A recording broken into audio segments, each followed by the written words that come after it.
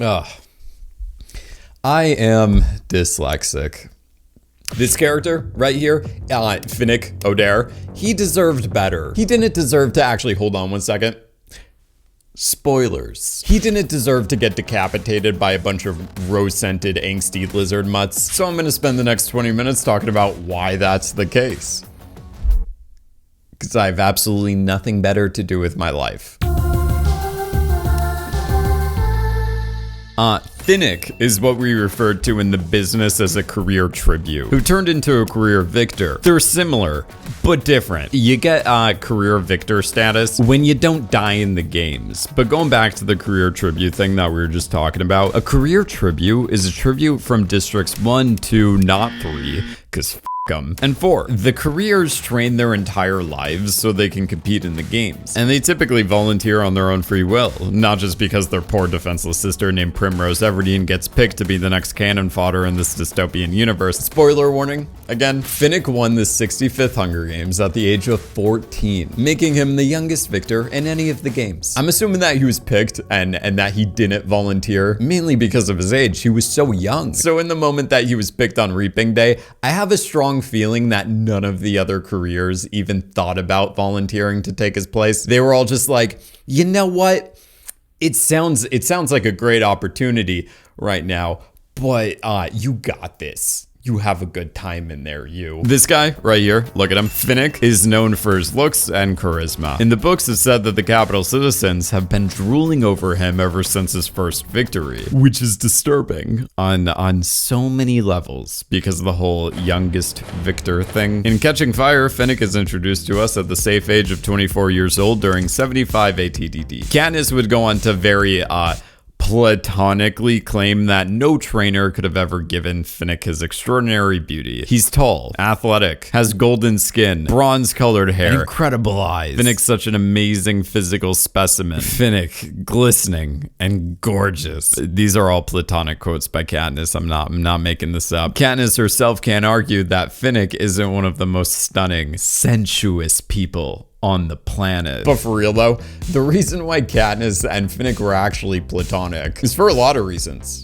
actually. Because Katniss thought Finnick was a little too pretty, or maybe he was just too easy to get, or maybe he was just as easy to lose. At least that was Katniss's thought process. For context, Finnick kind of gained this reputation in the capital as a Riz god. Everyone knew him as a player due to the fact that no one retained his favor for too long. He could go through like 4 or 5 people in his annual visit to the capital. It supposedly didn't matter if they're old or young, lovely or plain, rich or very rich. He'd keep them company, take their extravagant gifts, and then bail. He never stayed. And once he was gone, he never came back. But in reality, he was going through something horrific. Finnick didn't want to do any of that. He was being forced to do that by this guy. But actually, you know what? We're going to get to that in a second. I'm just going to put a Mockingjay pin right there.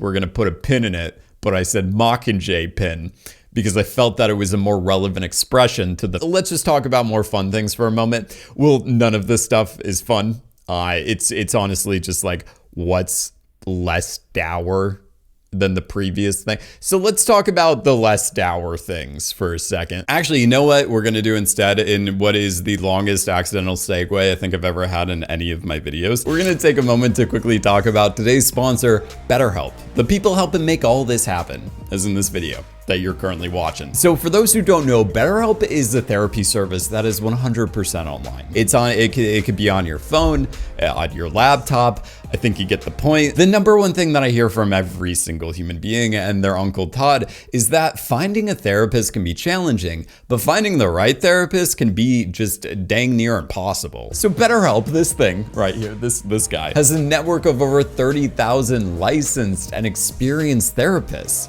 on standby. Me personally, I just can't get over the online part because you're not limited to options in your immediate surroundings. Plus, you don't have to drive to like a town that's 100 miles away to find someone that works for you. And when it comes to seeing someone in person, I hate the waiting rooms. I hate the fluorescent lights. I have like an unreasonable hatred towards fluorescent lights. To get started with BetterHelp, they're gonna make it really easy for you. You just have to fill out this simple questionnaire about your needs and preferences in therapy. Also that they can match you with that personalized therapist from their network. After that, you can talk to your therapist over text, chat, video call, voice call, whatever you are comfortable with.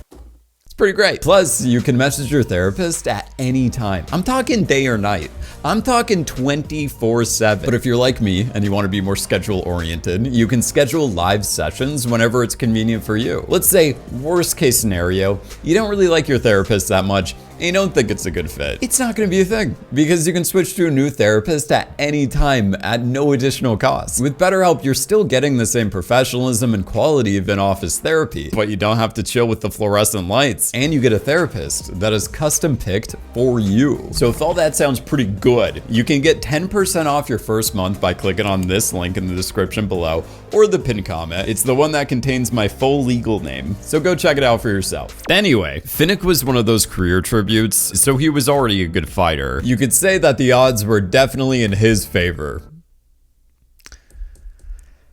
He was trained in the art of fighting, which is good for him, but you also have to take into account that the man spent his entire life fishing on boats, meaning he inherently specializes in stuff like spear throwing and crafting fishing nets to capture fish or unsuspecting tributes with, so then he can, you know, kill him. During his time in the 65th Games, Finnick was mainly working with spears and knives, since that's all he was able to retrieve from the cornucopia. The other tributes were out here trying to get sponsors to send them some matches, or some grain, or just a little bit of bread. For those who are monumentally curious, District 4's bread has a slight green tint to it because somewhere along the way they started adding seaweed to the recipe. Finnick never wanted anything from his sponsors, not food or medicine. He was calculated and patient. It took roughly a week for the other tributes to realize that Finnick was the biggest threat in the arena. But by then it was too late, because Finnick's main weapon of choice was a trident. He's been using one for so long that it was basically an extension of himself. And his sponsors definitely knew this, because Finnick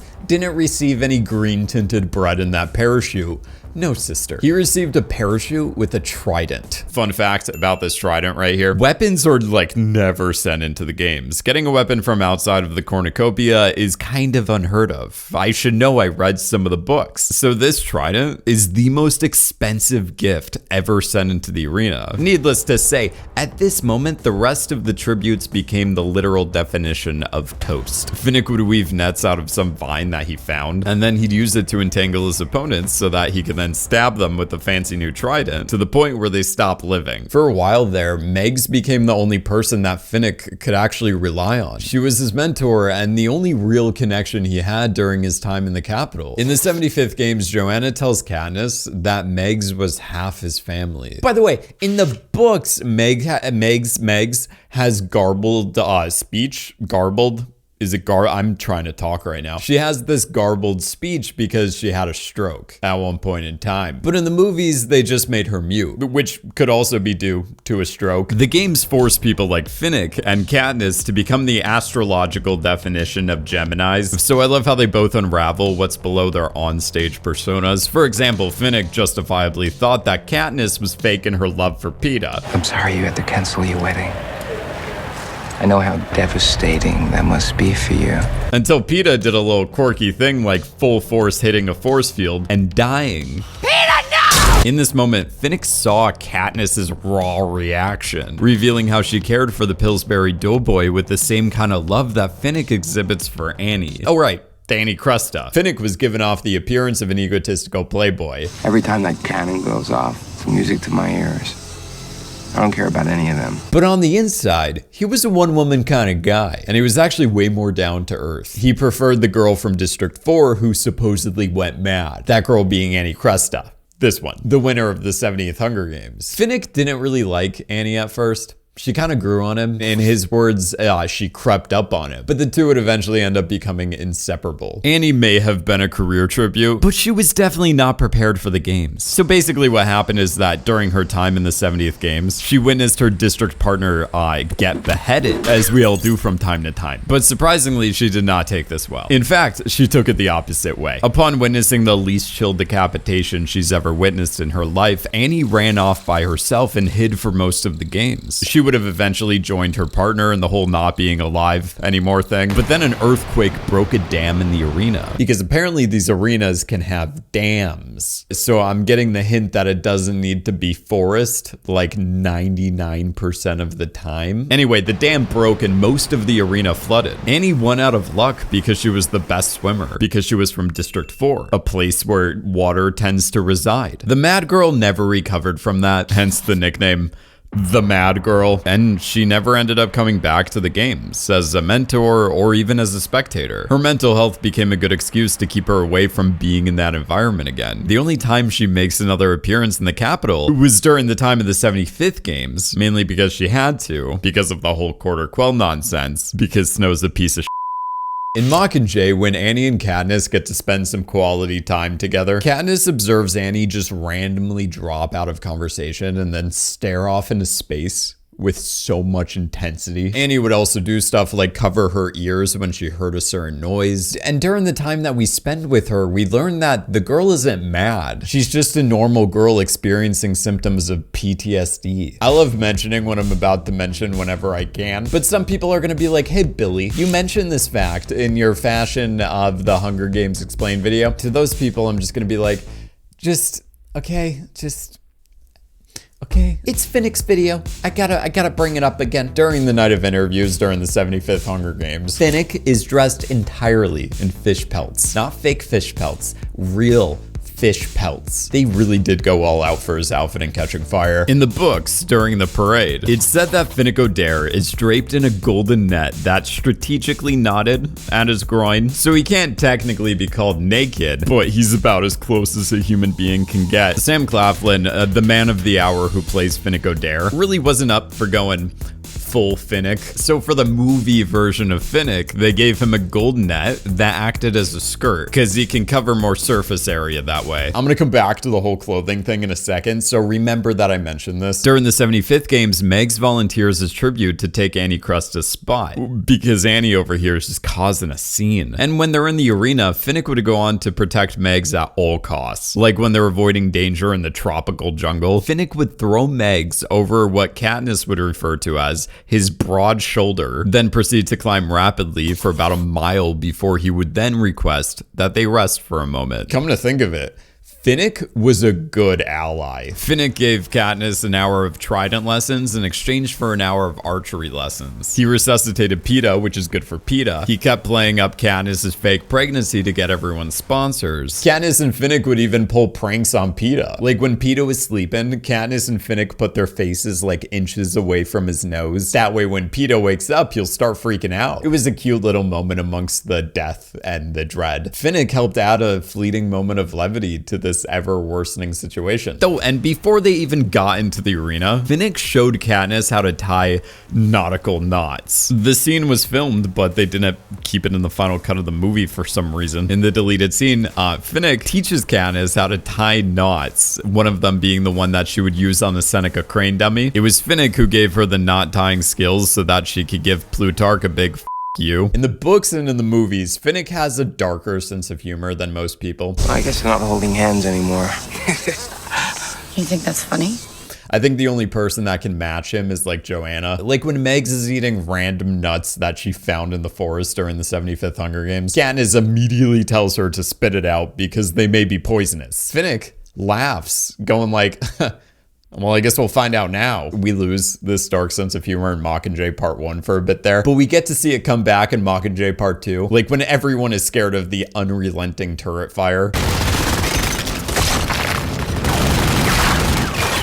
Finnick is over here just laughing at the absurdity of it all. Oh yeah, speaking of Mockingjay Part 1 and 2, two films that should have featured Finnick a little bit more. Remember how I go on supposedly unwarranted rants about how Mockingjay Part 1 and 2 should have really just been one big 4-hour plus movie with like a 15-minute intermission? Well, for the people going like, no, I think Mockingjay should have been 2 parts.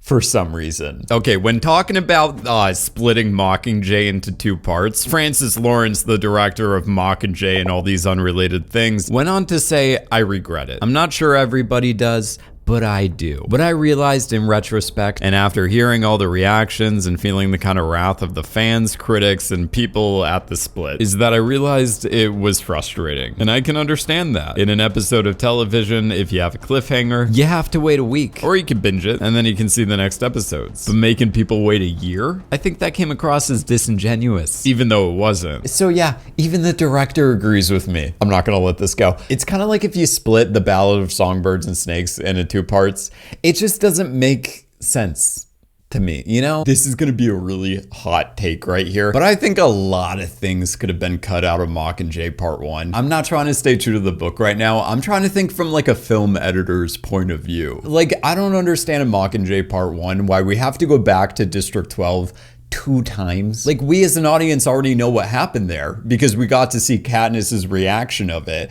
Plus, we also got told that District 12 is no longer there. We get Gale's explanation, which is pretty cool, so that, I guess, helps with his character development. But he's just giving off details of what happened. It's not really, like, we understand that he's angsty and he's, like, in the mood to revenge. Like, we get that, and we see him carry this anger through both films. Basically, what I'm trying to say is the information that we're getting in the second visit to District 12 isn't entirely new to us. We're getting some new details, but that's all. What I really wanted out of Mockingjay Part 2 is focusing more on the relationships. I would have cut out excess like that and focused on like Katniss and Finnick's relationship, for example. And plus, you can add in some more lighthearted scenes like Katniss telling Finnick to put on some pants when Finnick is like half naked in his hospital gown, goofing around. They think I might be a distraction. Well, maybe you should put some pants on. I don't know, debate me in the comments, go ruin my day. At first, Finnick thought the captured version of Peeta would be protected because he didn't really know anything about the Second Rebellion. You know, come to think about it, Plutarch didn't tell any of the rebel victors the entire plan. I feel like most of the rebel victors entering the 75th Hunger Games just knew pieces of the plan. Like, I feel like each victor held their own piece of the puzzle. That way, no one could mess up the plan in its entirety. That's their situation, but Peeta and Katniss knew nothing. The worst thing Kat and Finn thought of at the time was that Annie and Peeta would be used as bait, and Finnick attempts to comfort Katniss by telling her that they're not going to kill Peeta if they think they can use him against her. These words would later haunt Katniss. He's just gonna keep.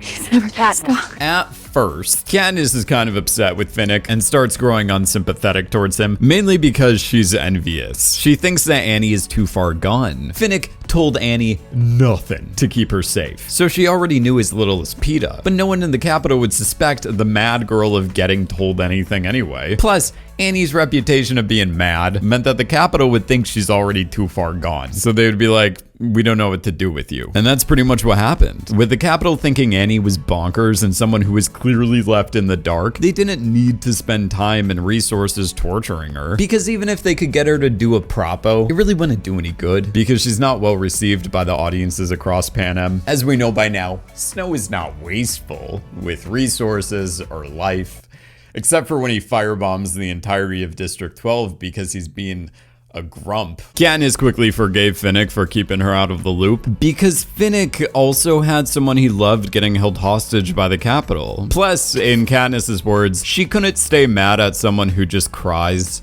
so much. In what should have been one movie, we bear witness to the mental downfall of Finnick. The death of Megs and Annie's capture became the tipping point for him. This entire time, Finnick felt defenseless because the people he loved were defenseless. With the last person he loves getting held hostage by the people who have threatened to kill everyone that he's loved his entire life, I don't know.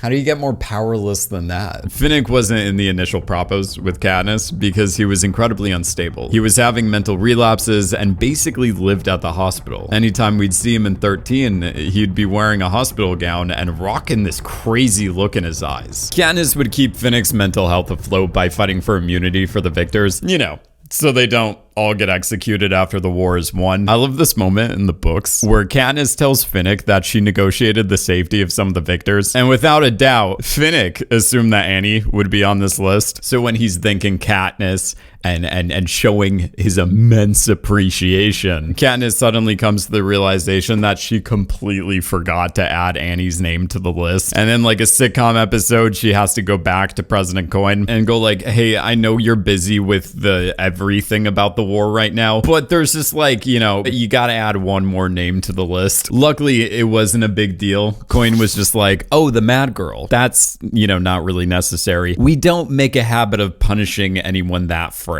I'm sitting over here going like, tell that to Katniss's prep team. Okay. Do you remember that, Coin, when he kind of tortured them in room 3908? Yeah, you remember that. Snake. Anyway, Finnick starts breaking. Fun fact, remember at the beginning of Mockingjay Part 1 when Finnick optimistically says this? I wish she was dead. I wish they were all dead and we were too.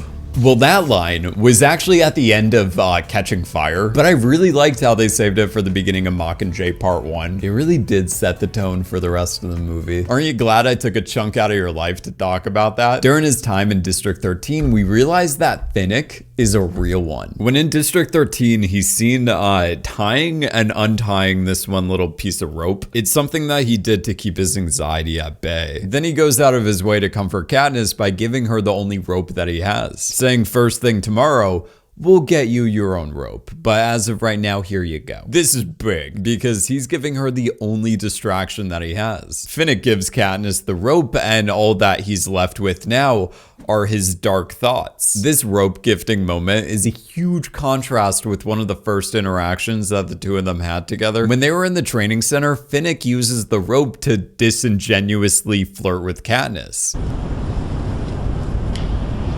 Yeah. I'm sorry. I'm really sorry. And here, he's using the rope in a completely different way. Do you see the contrast? Because if you look at how the rope was used in the previous, at the end of the day, Finnick had Katniss's back. In the books, when Katniss and Finnick are alone watching the District 8 propo get broadcasted across the airwaves of Panem, a capital propo interrupts that propo. I think it's important to note that at this point in the story, Katniss didn't trust Plutarch or Coin or any of these people. So when Peeta appears on the screen and talks directly to Katniss saying, hey girl, don't trust the people that you already don't trust. They've essentially turned you into a weapon that could be instrumental in the destruction of humanity. Not a big deal or anything, but ask yourself, do you really trust the people you're working with? Do you really know what's going on? And if you don't, find out. Finnick, being not dumb, shuts off the TV and tells Catnip Evergreen that she didn't see anything, telling her that the two of them only saw the District 8 propo. So they sit down and eat and pretend like everything is normal. So when Plutarch and crew walk in, Finnick and Katniss are talking about how good of a job Gale did and how they turned off the TV after the propo was over because they were getting a little bit too emotional. In this moment, Finnick protected Katniss from any suspicion. Then in the books, Finnick is also there to hold Katniss's hand, literally and metaphorically, as they watched the other propos, with Peeta looking progressively worse. It got to the point where Katniss genuinely relied on Finnick for emotional support. When Katniss found out Gale and the special ops crew went on a secret field trip to retrieve the victors, she selfishly woke Finnick up because she felt as if she couldn't go through that situation alone, even if it means she has to put Finnick through the same torture and suspense of waiting to hear how the mission turns out. But in retrospect, it's actually kind of a good thing that she woke him up, because for the first time since the sky split open, Finnick is able to take the stage. I freaking love this moment because it's like he's finally taking control of his public persona as he goes on to reveal his own darkest secrets, like how he was taken advantage of by the Capitol residents because Snow sold him. Every time Finnick would be traded to a new Capitol citizen, they'd reward him with stuff like money or jewelry, doing this out of guilt or to further justify their wrongdoing. Regardless, the capital citizens viewed Finnick as a prisoner, almost. They saw him as subhuman, someone beneath them, meaning they saw him as someone who wouldn't tell anyone any sensitive information or secrets that they told him, because no one would believe him. All this stuff added up is why this moment where Finnick is wearing a net in a way where he's almost completely naked goes from funny to tragic. Like Katniss or any other victor, Finnick doesn't have a choice in what he wears. So for the better half of a decade, Finnick's stylist and his entire team was parading him around like an object. All this on top of the dehumanization of being exchanged from one buyer to the next. In this process, Finnick lost who he was. And I feel like he definitely lost his voice. And this broadcast, where he's finally talking at the end of Mockingjay Part 1, is him gaining that voice back. He was finally able to name prominent capital citizens and their acts of incest, backstab, and blackmail, arson, what they did to him, and overall bringing to light the bottomless corruption of the capital. I'm just gonna put it out here. I think that Finnick spent a fair amount of time gathering intel for Plutarch and 13, because Finnick had a reputation of being kind of a temporary lover in the capital, giving him more than enough time to jump from person to person to get all these secrets on capital elites in the military or government, or other capital residents who knew capital elites in the military or government. By collecting all this sensitive information, he could have been giving 13 and the rebels a very good strategic advantage here. Look, I don't know how big of a role he was playing in the Second Rebellion, but he was definitely one of the people recruiting other victors for Plutarch's plan during the 75th games. Like, we know he had a close relationship with Joanna, which is why when he claims, I don't care about any of them. you can see him break eye contact as he looks up, indicating that he's lying.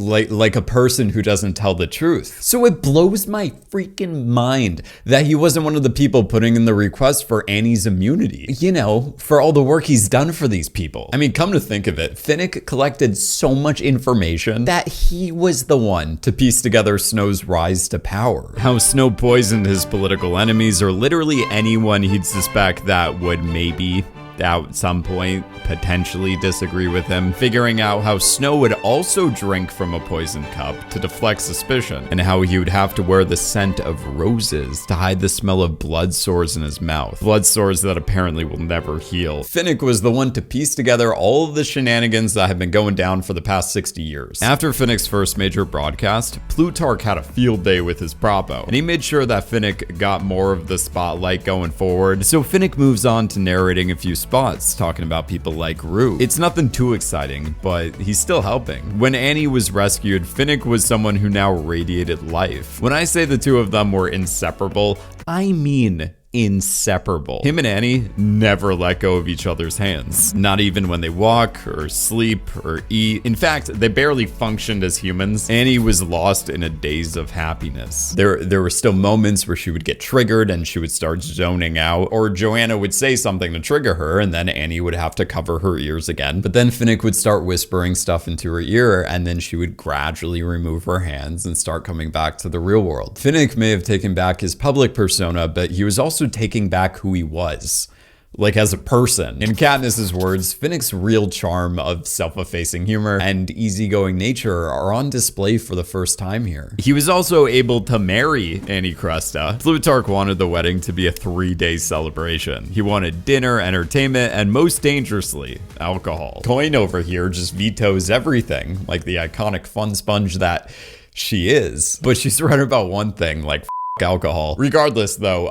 Coin's boring. Plutarch, being such a capital-born individual, had to fight for the wedding, saying, what's the point of the propo if no one's having fun? Plutarch was still trying to play a game that he already lost, as he was proposing this question to a district who doesn't even celebrate like any holidays. In the end, Finnick and Annie's wedding consisted of autumn foliage. The music was provided by a choir of children, accompanied by a lone fiddler, who made it out of 12 with his instrument, which is perfect because even though everything in District 12 like sucks, they still like dancing. Pita Bread, the wielder of the loaves, is able to decorate a cake with blue-green frosting, white-tipped icing waves, swimming with fish and sailboats. There's seals and sea flowers. In the books, Annie wears this green silk dress, the one that Katniss wore in District 5 during her victory tour. You remember, the one where everyone's yelling at her? Well, Finnick was over here wearing one of Peeta's suits that they had to definitely alter to fit him. The ceremony is conducted by Dalton, a cattle guy from District 10, because even though the districts are so freaking disconnected, like one's way over here and the other one's just way over here, their wedding ceremonies are actually pretty similar. The only thing that they needed to add was a net woven from long grass that covers the couple during their vows. Annie and Finnick touch each other's lips with salt water as they play the ancient wedding song, which likens the marriage to a sea voyage, whatever that means. To me, it sounds derogatory, but to them, I bet it's not. I'm just gonna be the one to say it. Their son was most likely conceived on this night. But sadly, Finnick entered what he considered the arena of the 76 games because he wanted to destroy Snow just as much as Katniss did, even though what he would end up doing in both the 75th games and the 76 games would be protecting Peeta. He just protected Bread Boy the entire time. He would do stuff like keep Peeta level-headed as best as he can when in the capital, and talking him through some of the scripts for the propos. Oh, and he was there to remind Peeta that it's not his fault for so many people dying on his account. Finnick really did fulfill his promise to Haymitch and Plutarch until the very end, with his last act being protecting Katniss Everdeen. In the books, Katniss describes the death of Finnick by saying this: "I can just make out Finnick struggling to hang on as 3 mutts tear at him. As one yanks back his head to take the death bite, something bizarre happens. It's as if I'm Finnick, watching images of my life flash by. The mast of a boat, a silver parachute, Meg's laughing, a pink sky, Beatty's trident, Annie in her wedding dress, waves breaking over rocks. Then it's over." I find it kind of sadistic that during the 70th games, Annie's district partner gets decapitated. Like the one thing that really traumatized that girl, right? And then fast forward like 6 years later, and the one person who becomes her rock also gets decapitated. Like, Collins, just calm down. Oh, in the books during the 75th games, Finnick gets stabbed in the leg by Inabaria, which is most likely why Annie and her are definitely not sitting next to each other during the meeting of the victors in Mockingjay Part 2. That's just my theory.